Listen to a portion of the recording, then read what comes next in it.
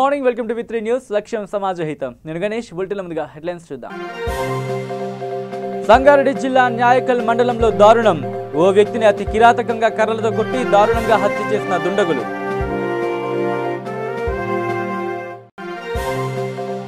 కరీంనగర్లో police commissioner VB Kamalasan Reddy సమావేశం. గంజాయి సరఫరా చేస్తున్న 3 నిందితుల అరెస్ట్.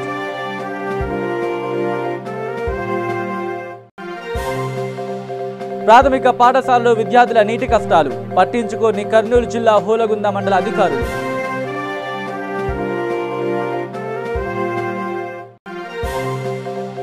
ఉత్తరాంధ్ర భక్తుల ఎలవేల్పు శ్రీ కనక మహాలక్ష్మి అమ్మవారి మార్గశిర మాసోత్సవాలు. తొలి పూజ అనంతరం దర్శనం కోసం బారులు తిరిగిన భక్తజనం. ఇక్కడ డీటెయిల్స్లోకి వస్తే, పాత కక్షలతో వ్యక్తిని అతి కిరాతకంగా దారుణంగా కర్రలతో కొట్టి దాడి చేసి హత్య చేసిన సంఘటన సంగారెడ్డి జిల్లా న్యాయకల్లో చోటు చేసుకుంది. సంగారెడ్డి జిల్లా న్యాయకల్ మండల కేంద్రంలోని చిత్రి భాష అనే వ్యక్తిని కళ్ళలో కారం చల్లి కర్రలతో కొట్టి దారుణంగా హత్య చేశారు. హత్య గల కారణాలు పాత కక్షలే ఉండవచ్చని పోలీసులు తెలిపారు. సంఘటన స్థలానికి హుద్నూర్ పోలీసులు చేరుకుని దర్యాప్తు చేస్తున్నారు. శవ పంచనామా నిమిత్తం బాడీని జహీరాబాద్ ప్రభుత్వ ఆసుపత్రికి తరలించారు. ఇక కరీంనగర్ రూరల్ మరియు టాస్క్ ఫోర్స్ పోలీస్ వాహనాలు తనిఖీ చేస్తూ ఉండగా కారును ఆపి తనిఖీ చేయగా కారులో 2 కేజీల గంజాయిని తరలిస్తున్న 3 అదుపులోకి తీసుకుని విచారించగా దొంగ విలేకరి ఐడి కార్డులతో పలువురు ప్రభుత్వ ఉద్యోగులను మరియు హాస్పిటల్ యజమానులను బెదిరించి బ్లాక్మెయిల్ చేస్తున్నారని అన్నారు. ఈ ప్రెస్ మీట్లో పాల్గొన్న rural CI Srinivas, task force CI Sasidhar Reddy. అందరికీ నమస్కారం. ఆల్మోస్ట్ 15-20 years బ్యాక్ tehelka.com అని ఒక సంచలనాత్మకమైనటువంటి స్ట్రింగ్ ఆపరేషన్ చేసి ఒక విలువలోకి వచ్చింది. అప్పట్లో అదే tehelka.com పేరు మీద, ఒక ఛానల్ పేరు మీద ఒక నకిలీ విలేకరుల ముఠ తయారై వీళ్ళు గతంలో చాలా నేరాలు చేసిన సమాచారం ఉన్నది. ఉత్తరాఖండ్ అండ్ అదర్ ప్లేసెస్లో ఇందులో ఒక అతను సౌరభ్ గబా, ఉత్తరాఖండ్ అతను, రామ్ సంజీవన్ మౌర్య ఇతను యూపీ, మధువర్మ అనే ఒక స్త్రీ, ఈమె హర్యానా సంబంధించిన ఆమె, హర్దీప్ సింగ్ అని ఉత్తరప్రదేశ్. ఈ 4 కలిసి ఒక ముఠాగా ఏర్పడి దేశంలో చాలా చోట్ల కూడా స్టింగ్ ఆపరేషన్ చేసి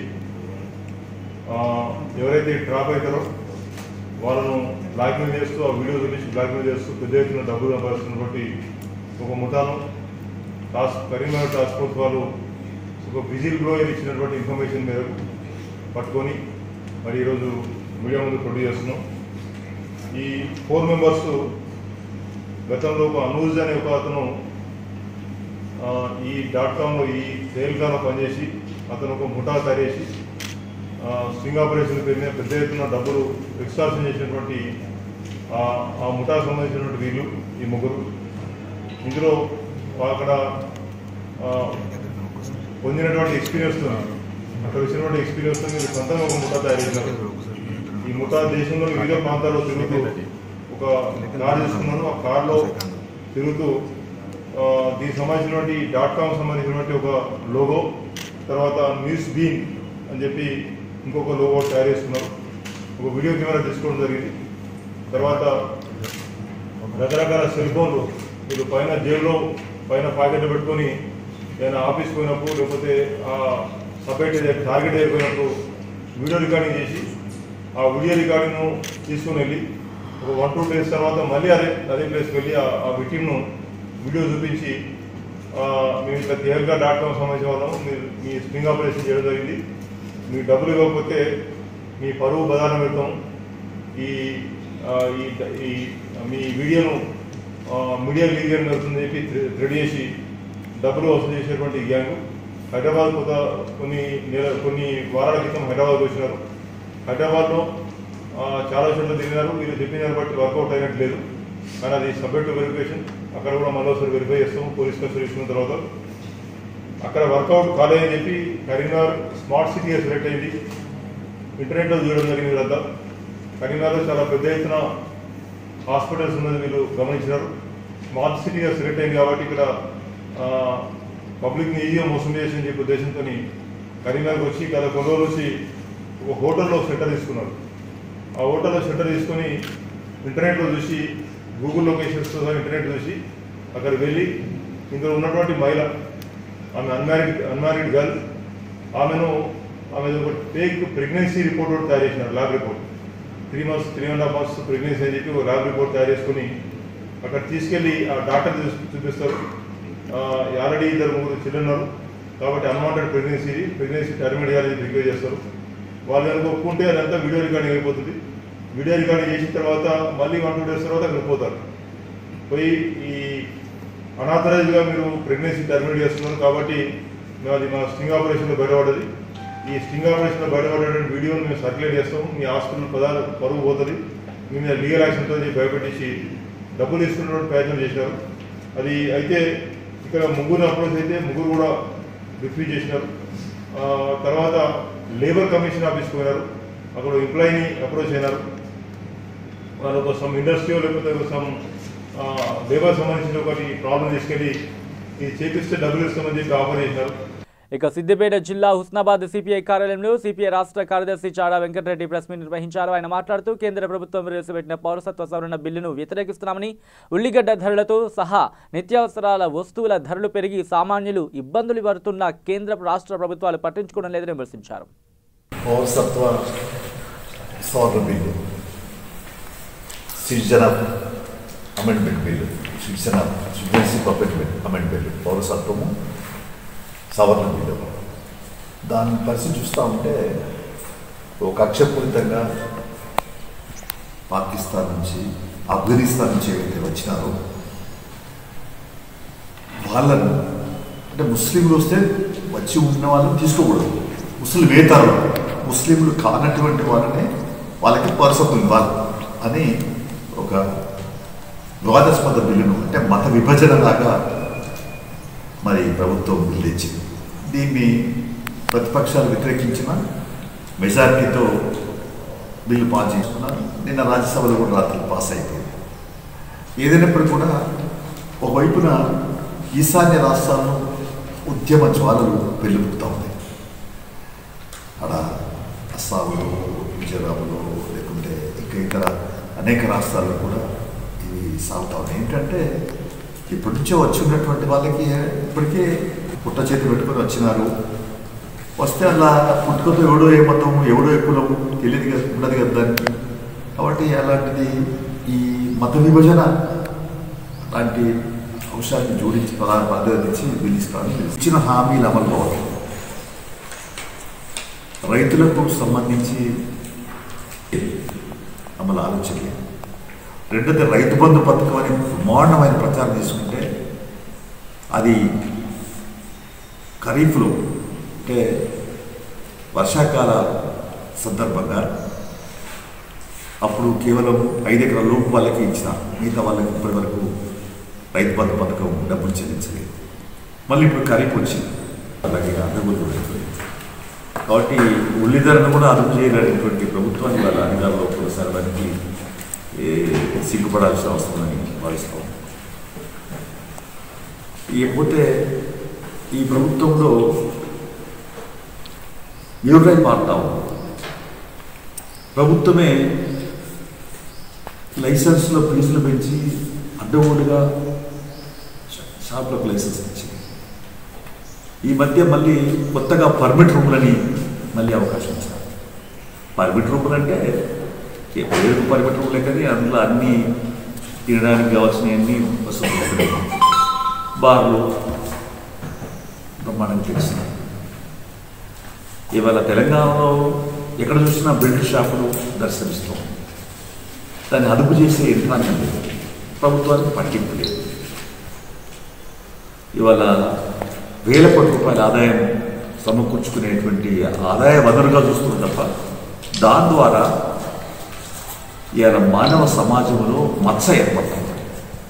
ఈ మధ్యకాలంలో జరిగినటువంటి మహిళపై అత్యాచారాలు అన్నీ కూడా మద్యం మత్తులో యువకులు బరితెగించి అత్యాచారాలు చేయడం, అంతేకాకుండా సజీవదానం చేయడం పరిపాటిగా మారింది. సరే, ఏదైనా మద్యము విచ్చలవిడిగా ఎక్కడికి లభిస్తూ ఉన్నది. భవిష్యత్తు యువత మద్య మంత్రులనే తేలే పరిస్థితి కనపడుతుంది. పక్క రాష్ట్రంలో ప్రభుత్వం స్వయంగా షాపులు నడుపుతూ ప్రభుత్వ పరంగా నడుపుతూ టైమింగ్స్ పెట్టి సాయంత్రం 9 అయిందంటే బంద్ చేయడం అవబోతుల సంఖ్య తగ్గిపోయింది. ఇక మహబూబాబాద్ జిల్లా నెల్లికుదురు మండలం రావిరాల గ్రామంలో గ్రామ పంచాయతీ కార్యాలయం మరియు డబుల్ బెడ్రూమ్ ఇండ్లకు శంకుస్థాపన చేయడం జరిగింది. ఈ కార్యక్రమానికి ముఖ్య అతిథిగా మహబూబాబాద్ శాసనసభ్యులు బానోతు శంకర్ నాయక్, జెడ్పీటీసీ, ఎంపీపీ, సర్పంచ్ ఉబ్బైని అనిల్, ప్రజాప్రతినిధులు హాజరయ్యారు. ఈరోజు రావిరాల టీసీలకు, మీడియా మిత్రులకు, రావిరాల అక్క చెల్లెలకు, అన్నదమ్ములకు, మా అవ్వలకు, చెల్లెలకు, ప్రతి ఒక్కరికి పేరు పేరున హృదయపూర్వక నమస్కారాలు. మంచి జాగా, బ్రహ్మాండమైన జాగా, మంచి నాయన ఆగవే. పొద్దున ఎవడు పోస్తాడో, ఎవడు తాగుతాడో, ఏం మాట్లాడతాడో. మంచి కార్యక్రమం కూడా ఈ సబ్ డ్రాప్ ఉంటుంది ఎక్కడన్నా ఒక చోట. ఆయన అక్కడ హౌస్ మీద కూర్చోబెట్టు. అసలే లేని వాళ్ళకు పాపం తడికల గుడిసె కానీ, రేకుల సెట్ కానీ, పెంకటిల్లులు కానీ అవి ఉన్న వాళ్ళకే డబుల్ బెడ్రూమ్లు ఇస్తాం. ఇట్లా బంగ్లా కట్టుకున్న వాళ్ళం కాదు. కాబట్టి దయచేసి మళ్ళీ మనం అందరం ఇట్నే కూర్చుంటాం, మనమే నిర్ణయిస్తాం. ఊరోళ్ళే చెప్తారు, ఇగో ఎల్లయ్యకు ఇల్లు లేదు, పుల్లయ్యకి ఇల్లు లేదు, ఆ తల్లికి ఇల్లు లేదు, అలాంటి వాళ్ళకే ఇల్లు ఇస్తాం. ఇంకోటి 75 మనం ఇవ్వలేం, కానీ జాగా ఉన్నది కాబట్టి ఇంకో 25 మనం వచ్చే సంవత్సరం ఇద్దాం. దాన్ని కూడా ఇది మీరు దగ్గర ఉండి మంచిగా కట్టిస్తే ఆకుల జగ్గయ్య, సర్పంచ్, ఉప సర్పంచ్, ఎంపీటీసీ, మీ గ్రామస్తులంతా సమిష్టిగా అధికారులతోటి మంచిగా ఉంటే మంచిగా కట్టిస్తే మీకు అనుకోకుండా ఇంకా 25 ఏళ్ళు నేను శాంక్షన్ చేస్తాను.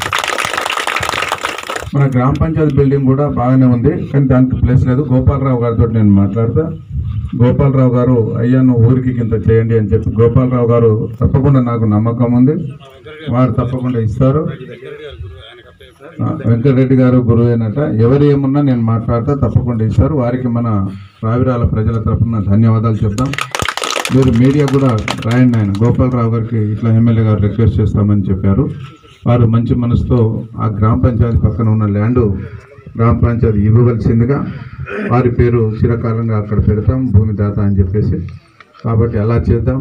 ఇప్పటికే సీసీ రోడ్లు ఇచ్చాం, చెరువు బాగు చేయించాం, ఆసరా పెన్షన్స్ వస్తున్నాయి, రైతులకు ఎకరానికి వస్తున్నాయి.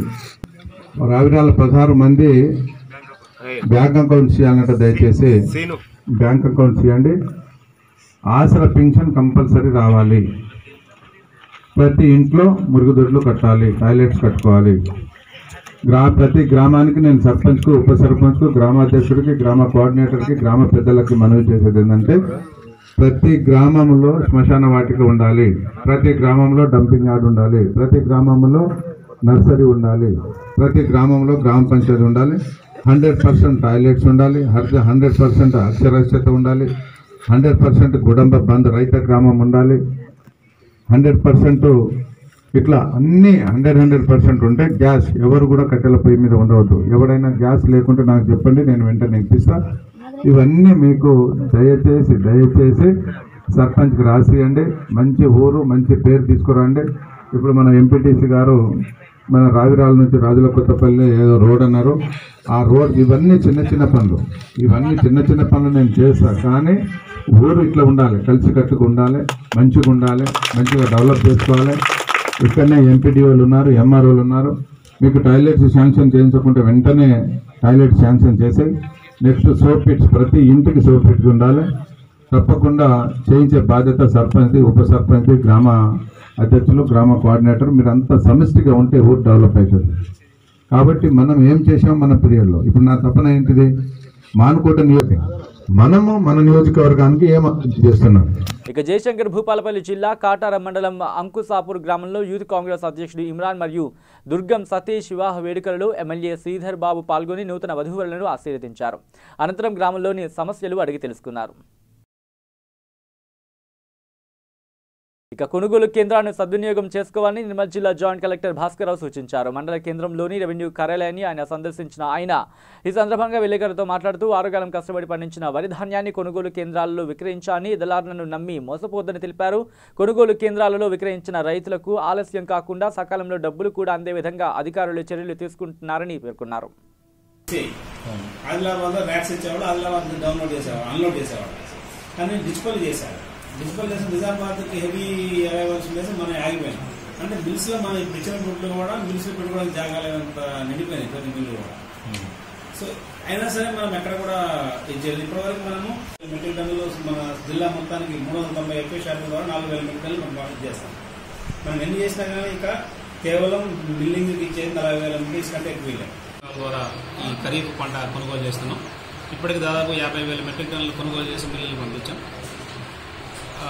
ఇంకా మనం ఎస్టిమేట్ చేసిన 1,30,000 మెట్రిక్ టన్నులు కావాల్సింది. ఇంకా 20,000 మెట్రిక్ టన్నులు కావాలి. ఫీల్డ్లో ఇంకా కొనాల్సింది దాదాపు ఒక 10,000 మెట్రిక్ టన్నులు ఉంది. ఇంకా కోతలు కూడా నడుస్తున్నాయి. ఈ మిల్స్ నిర్మల్ జిల్లాలో ఎక్కువ లేవు కాబట్టి కొంచెం ట్రాన్స్పోర్టేషన్ ప్రాబ్లం ఏర్పడింది. ఇప్పుడు దాన్ని సరిచేస్తూ గవర్నమెంట్ మాకు నిర్మల్లో పండించిన వడ్లను మంచిర్యాల, పెద్దపల్లి జిల్లాలకి ట్రాన్స్పోర్ట్ చేయడానికి అంగీకరించింది. ఇవాళ నుంచి ఆ జిల్లాలో కూడా వడ్లు పంపిస్తున్నాం. ఇప్పుడు ట్రాన్స్పోర్టేషన్ ప్రాబ్లం కూడా ఏం లేదు. రైతులు ఎవరు కూడా 1 or 2 days డిలే అవుతుంది తప్పితే పండించిన ప్రతి గింజను కూడా మనం కొనడం సిద్ధంగా ఉన్నాం. ప్రభుత్వం డబ్బులు కూడా అంతమంది శాంక్షన్ 1,30,000 మెట్రిక్ టన్నులకు డబ్బులు శాంక్షన్ చేసే ఉంది. ఇక్కడ ఇబ్బంది పడాలి. 1 or 2 days మాత్రం డిలే అవుతుంది. కేవలం ఈ మిల్స్ కెపాసిటీ నిండిపోవడం వల్ల వేరే మిల్స్కి మనం పంపించడం వల్ల ఈ ట్రాన్స్పోర్టేషన్ డిలే వచ్చింది తప్పితే వేరే దాంట్లో ఏం లేదు. రైతులు కూడా దీన్ని మాకు సహకరించి ఎట్టి పరిస్థితుల్లో మీరు మధ్యవర్తులకి మిడిల్ మ్యాన్కి అమ్మవద్దు. ఎందుకంటే వాడు మళ్ళీ మా దగ్గరికి వస్తున్నాడు అని పట్టుకుంటున్నాం మేము. యాక్చువల్గా వాళ్ళని కూడా రైతులు ఎట్టి పరిస్థితుల్లో కొనుగోలు కేంద్రాలకు వెళ్ళండి. మంచి క్వాలిటీ వడ్లు అంటే తాలు తప్ప లేకుండా మీకు ఆల్రెడీ ఒకవేళ తాలు తప్ప ఉంటే ప్యాడీ క్లీనర్స్ అన్ని సెంటర్స్లో ఉన్నాయి. వాటిని ఉపయోగించుకొని తాలు తీసేసి మంచి వడ్లను అమ్మండి. డబ్బులు అమ్మిన మీకు 3-4 daysలో ఎట్టి పరిస్థితుల్లో వస్తాయి. ఎందుకంటే ఇప్పుడు మంచిర్యాల పోతున్నాయి కాబట్టి మంచిర్యాలలో వాళ్ళు మీ వడ్లకి ఎక్నాలజ్మెంట్ ఇవ్వాల్సింది. కొన్న తర్వాత వాళ్ళు ఇచ్చిన తర్వాత ఇక్కడ డబ్బులు ఆన్లైన్లో మనకి వస్తే దాన్ని ఇచ్చుకుంటూ పోతుంటాం. డబ్బులకు సమస్య లేదు, కొనుగోలు కేంద్రాల్లో ప్రాబ్లం లేదు, గన్నీ బ్యాగులకు ప్రాబ్లం లేదు. కేవలం ట్రాన్స్పోర్టేషన్ చిన్న సమస్య ఏర్పడింది. ఆ సమస్య కూడా తీరిపోయింది. అందరూ కూడా కొనుగోలు కేంద్రాలకు తీసుకొచ్చి మీ వడ్లు అమ్ముకోండి. ఇక కర్నూలు జిల్లా హూలుగొంద మండలం ముద్దటమాగి గ్రామంలో ప్రాథమిక పాఠశాలలో విద్యార్థుల నీటి కష్టాలు పట్టించుకొని మండల అధికారులు నిర్లక్ష్యం వహిస్తున్నారని అఖిల భారత విద్యార్థి సమైక్య AISF మండల అధ్యక్షుడు శ్రీరంగ అన్నారు.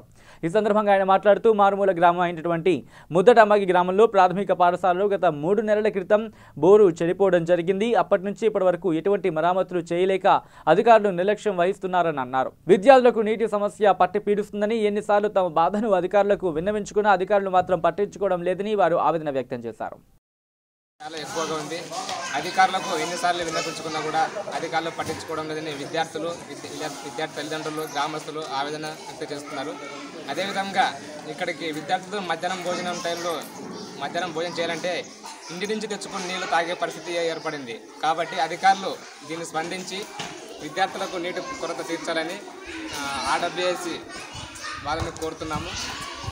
ఎందుకంటే ఈ ప్రాంతం మారుమూల ప్రాంతం కాబట్టి ఇక్కడికి పక్కనే LLC కాలువ ఉన్నా కూడా ఇక్కడికి నీటి సరఫరా లేదు. ఎంతసేపు ఉన్న బోర్లు నీళ్లు తాగి వాళ్ళకి చాలా అనారోగ్యానికి గురవుతున్నారు. దీన్ని ప్రభుత్వం దృష్టికి తీసుకెళ్తామని, లేని పక్షాన జిల్లా అధికారుల దృష్టికి కూడా తీసుకెళ్తామని హెచ్చరిస్తున్నాము. అదేవిధంగా గ్రామస్తులు కానీ మన CPI మండల సహాయ కార్యదర్శి మారప్ప మనసులో కోరుతున్నాము. స్కూల్ పిల్లలకి తాగడానికి నీళ్ళు లేక చాలా ఇబ్బంది పడవలసి వచ్చింది. అలాగే బోరు ఉన్నా కూడా బోరు ఉపయోగం లేకుండా ఇదైపోయింది, కాలిపోయిందని చెప్పి వాళ్ళు మోటార్ లేదని చెప్పి తీపడేశారు.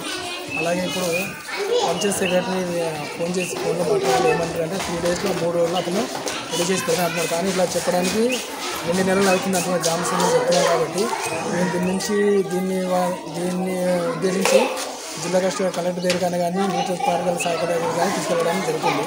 ఎందుకంటే పిల్లలు అనారోగ్యంతో పాడైపోతే ఎదిగే పిల్లలు ఇప్పుడే పిల్లలు అనారోగ్యంతో బాధపడుతుంటే ముందు భవిష్యత్తు పాడైపోతుందని తెలుసుకోవడం వాళ్ళు ముఖ్యము, కానీ తెలుసుకోవడం లేదు. అలాగే ఇక్కడ లాస్ట్ బాగా మారుమూల గ్రామం ఇది అయితే పక్కన LLC కాలువ ఉన్నా పక్కన అగిరి ఉన్నా కూడా వీళ్ళు తాగడానికి నీళ్ళు అసలు వాటర్ పంపు కానీ లేదు. వాటర్ పంపు కానీ వాళ్ళకి గ్రామానికి తాగినీటి సరఫరా ఏది లేకపోవడంతో వాళ్ళు బోర్ నీళ్ళు తాగడం వల్ల దాని నుంచి రోగాలు వచ్చి వాళ్ళకి చాలా ఇబ్బంది పడుతున్నారు. కాబట్టి ఈ ప్రభుత్వం ఇప్పుడు గతంలో ప్రభుత్వం ఏం చేయలేకపోయింది. కానీ ఈ ప్రభుత్వం కూడా 6 నెలలు వచ్చి ఈ ప్రభుత్వం కూడా ఏమైనా చేస్తారో ఆశతో వాళ్ళు ఎదురుస్తారు. కాబట్టి ఈ ప్రభుత్వం కూడా రాజకీయ నాయకులు ఉన్నా కూడా ఈ ప్రభుత్వం ఉన్నా కూడా పట్టించుకోవడం ఈ ఊరిని, ఎందుకంటే ఈ ఊరు పక్కన ఉంది కాబట్టి, లాస్ట్ ప్రాంతం ఉంది కాబట్టి ఎవరు పట్టించుకోలేదు కాబట్టి. ఇక ఉత్తరాంధ్ర భక్తుల ఎలవేల్పు శ్రీ కనకమహాలక్ష్మి అమ్మవారి మార్గశిర మాసోత్సవాలు వైభవంగా కొనసాగుతున్నాయి.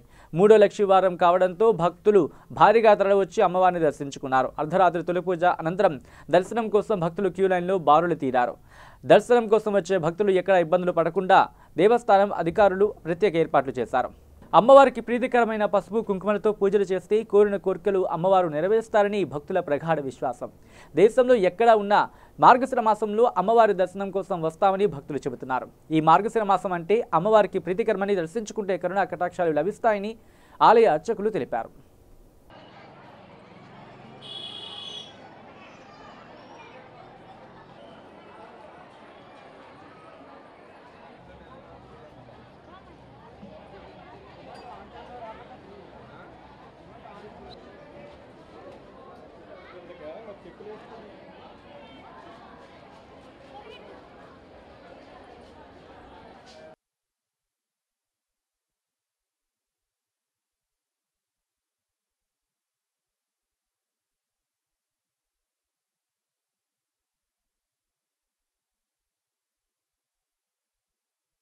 ఉత్తరాంధ్ర జిల్లాల కల్పవల్లి, కనకమహాలక్ష్మి, బురిజిపేట, విశాఖపట్నం మార్గశిర మాస ఉత్సవాలు ఘనంగా ప్రారంభమయ్యాయి. అందులో భాగంగా మనం ఈరోజు 3వ గురువారం జరుపుకుంటున్నాము. తెల్లవారి ఉదయం 12 గంటల 5 నిమిషాలకి అమ్మవారికి పంచామృతాభిషేకం, అనంతరం అమ్మవారికి పూజాది కార్యక్రమాలు నిర్వహించి 1 గంటన్నర నుండి కూడా భక్తులకి అమ్మవారి దర్శనం ఏర్పాటు చేయడం అయింది. అలాగే అమ్మవారిని దర్శించుకుని వచ్చే భక్తులందరికీ క్యూ లైన్లు ఏర్పాటు చేయడం జరిగింది.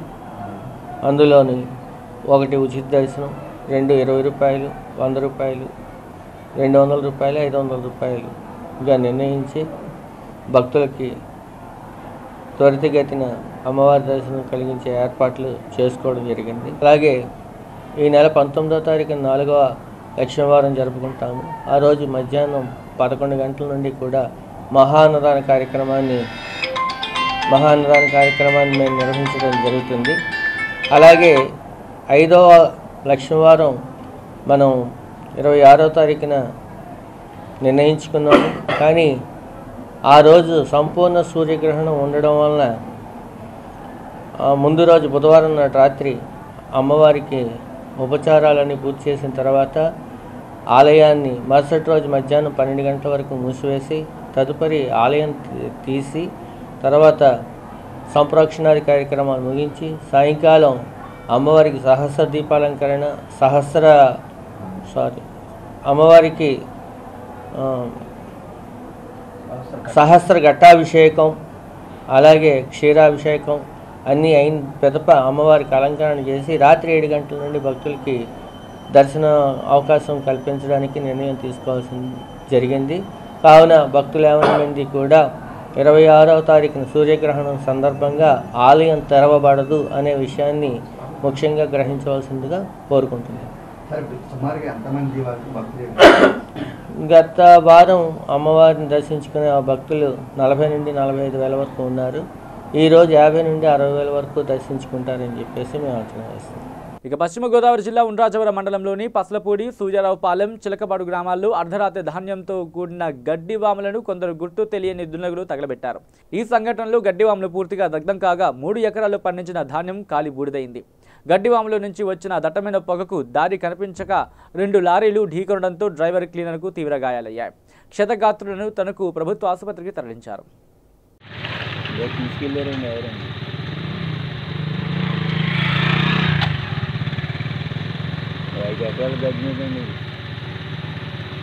మొన్నే కొబ్బరాలు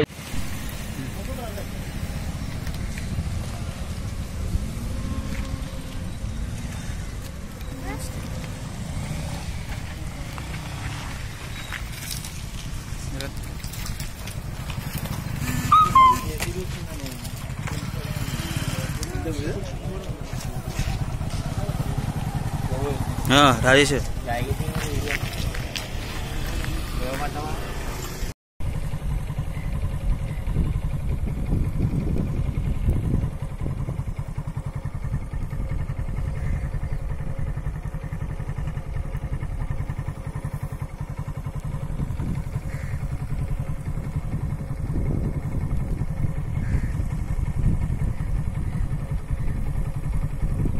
ఇక 2430 జీవోను రద్దు చేయాలన్న టీడీపీ డిమాండ్పై సీఎం స్పందించారు. మీడియా స్వేచ్ఛను హరించేలా ఈ జీవోను తీసుకొచ్చారని వెంటనే జీవోను రద్దు చేయాలని టీడీపీ డిమాండ్ చేసింది.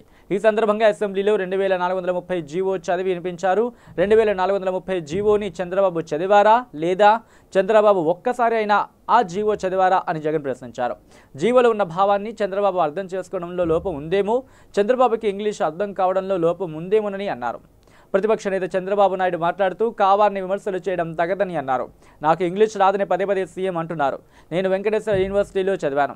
జగన్ ఎక్కడ చదివారో చెప్తే అక్కడ ఇంగ్లీష్ నేర్చుకుంటానని అన్నారు. పేపర్లు పట్టుకుని వస్తే నన్ను చీఫ్ మార్షల్స్ తోసేశారు. చీఫ్ మార్షల్స్పై తక్షణం చర్యలు తీసుకోవాలని డిమాండ్ చేశారు. ప్రత్యేక హోదాపై మాట్లాడదాం అనుకుంటే అసెంబ్లీలో గందరగోళం నెలకొల్పారు. ఆనాడు వైఎస్ ఇచ్చిన జీవో వెనక్కి తీసుకున్నారని అన్నారు. అసెంబ్లీలో పులివెందుల పంచాయతీ చేద్దామనుకుంటే కుదరదని ఆయన అన్నారు. జగన్మోహన్ రెడ్డి అనే వ్యక్తి ఏ రోజైనా కానీ ఇంగ్లీష్ మీడియంను అపోజ్ చేసినాడు అని చెప్పి నువ్వు ప్రూవ్ చేయి. సిద్ధమా? సిద్ధమైతే చెప్పు. ఊరికి ఎందుకు అబద్ధాలు ఆడుతావు? మీకు అవకాశం ఉన్నది. మీరు 5 ఏళ్ళు ముఖ్యమంత్రిగా ఉన్నారు. మీకు 5 ఏళ్ళు మీరు ముఖ్యమంత్రిగా ఉన్నప్పుడు మీకు ఇంగ్లీష్ మీడియంని ఎన్ఫోర్స్ చేసి మొత్తం 45,000 స్కూళ్ళు గవర్నమెంట్ స్కూళ్ళల్లో మొత్తం ఇంగ్లీష్ మీడియం తీసుకొచ్చి మొత్తం స్కూల్స్ను మార్చే సువర్ణ అవకాశం మీ చేతిలో ఉన్నప్పుడు మీరు చేయలేకపోయారు. మీరు చేసింది ఏంటి? 45,000 గవర్నమెంట్ స్కూళ్ళల్లో కేవలం 34% మాత్రమే ఇంగ్లీష్ మీడియం స్కూళ్ళుగా ఉన్నాయి అని అంటే 66% మీ హయాంలో గవర్నమెంట్ స్కూళ్ళన్నీ తెలుగు మీడియంలోనే ఉండే పరిస్థితిలోకి మీరు తీసుకొచ్చినారు అని అంటే సిగ్గుతో తలంచుకోవాలి. మీరు నిజంగా అలా చేయకుండా ప్రైవేట్ స్కూళ్ళకు అందరికీ కూడా మీరు నారాయణ స్కూళ్లకు, చైతన్య స్కూళ్లకు, ప్రైవేట్ స్కూళ్ళందరికీ మేలు చేసేదానికోసము, వాళ్ళతో మీరు భాగాలు పెట్టుకుని మేలు చేసేదానికోసము మొత్తం గవర్నమెంట్ స్కూళ్ళ విధానాన్ని పూర్తిగా భ్రష్టు పట్టించిన మీరు ఈరోజు మాట్లాడుతూ ఉన్నారు అని అంటే, అందులో అబద్ధాలు మాట్లాడుతున్నారంటే నిజంగా 40 ఏళ్ళ ఎక్స్పీరియన్స్ అని చెప్పుకునే మీరు సిగ్గు తలకాయ ఉంచుకోవాలి. ఇక బులెటిన్ గురించి ముందు హెడ్లైన్స్ మరోసారి చూద్దాం. సంగారెడ్డి జిల్లా న్యాయకల్ మండలంలో దారుణం. ఓ వ్యక్తిని అతి కిరాతకంగా కర్రలతో కొట్టి దారుణంగా హత్య చేసిన దుండగులు.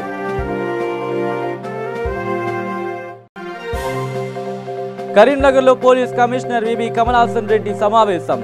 గంజాయి సరఫరా చేస్తున్న 3 నిందితుల అరెస్ట్.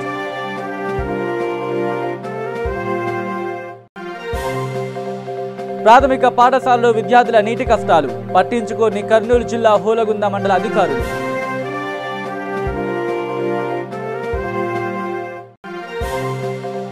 ఉత్తరాంధ్ర భక్తుల ఎలవేల్పు శ్రీ కనక మహాలక్ష్మి అమ్మవారి మార్గశిర మాసోత్సవాలు.